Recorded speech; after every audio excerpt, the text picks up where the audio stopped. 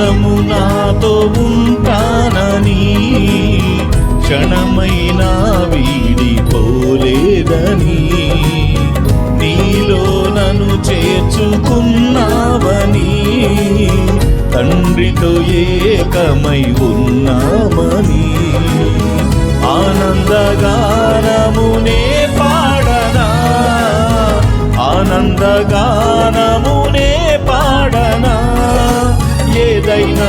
నాకున్న సంతోషము నీతోనే కలిగున్న అనుబంధమే ఏదైనా